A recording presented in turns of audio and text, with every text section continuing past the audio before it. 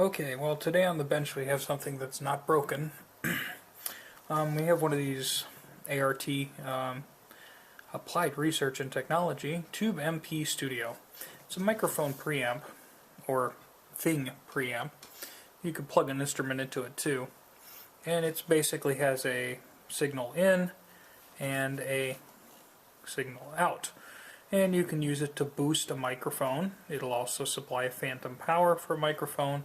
And there's an extra 20 dB kick in the pants, up to 60 dB boost for your microphone.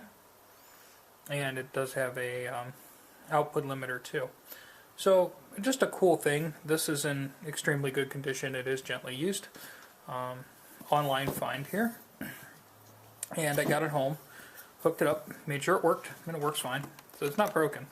But we're going to open it up anyway, because anytime you see a low cost tube audio device, it almost always seems to be the case that somebody, you open these up, tip them towards the pots because that's where they're tied together. You can open them up, and inside there's our vacuum tube. I figure we just take a look at the construction. Everything looks really good. The caps look really good. I mean, this has very, very few hours on it. I mean, just minimal usage. Everything looks just fine.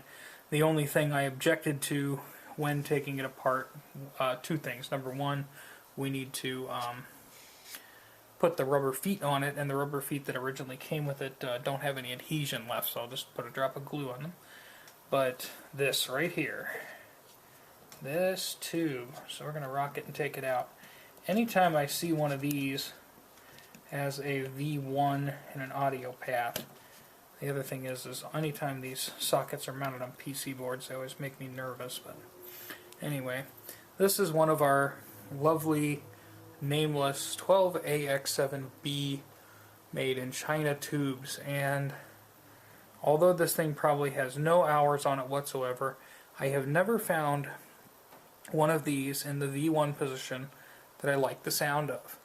I don't really have a problem with them in other parts of the circuit. I mean, if it were an oscillator or something, I wouldn't really worry about it. And I have quite a fleet of them that I pulled out of other amps in replacement for other tubes.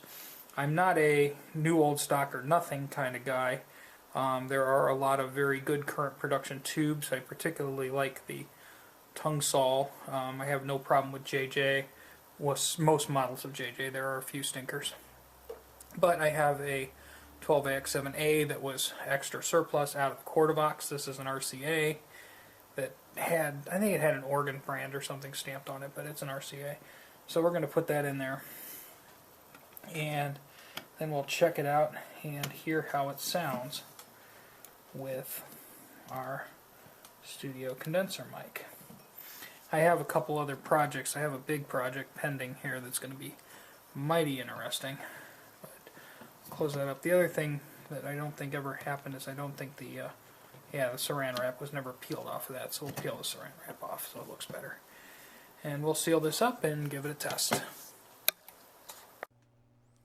This is the sound of my voice recorded directly through the MXL 2003 condenser mic, through the PV24 channel mixer, and the phantom power is being supplied by the board. It requires a fairly high gain, approximately 2/3 of what the PV board can give. And this is the sound of my voice using the Tube MP preamp. We have turned the gain on the PV board down about 10 dB, and we're using about 20 dB gain on the input and 5 on the output of the tube preamp. And in the headphones I'm wearing, it does sound a little different, and we will check it out. I'm going to try to saturate my voice a little bit too, and we'll see what happens. And in this third sound clip, we are using almost as much gain as I can get here before crazy breakup. This is all gain from the outboard preamp. The gain on the PV board is set to 0, so this is a very strong signal the board is receiving. That's about all I have to say about that, and now you can judge the sound clips, but I would say this device seems to work okay, and it is designed to accept anywhere from a very weak signal. This microphone can be set screamingly loud to the point that it's insane, but it also could take a very loud instrument. So it seems like a very versatile device, and sounds good to me. I can hear myself breathe. My nose is whistling. So that's our sound check on our A.R.T preamp here.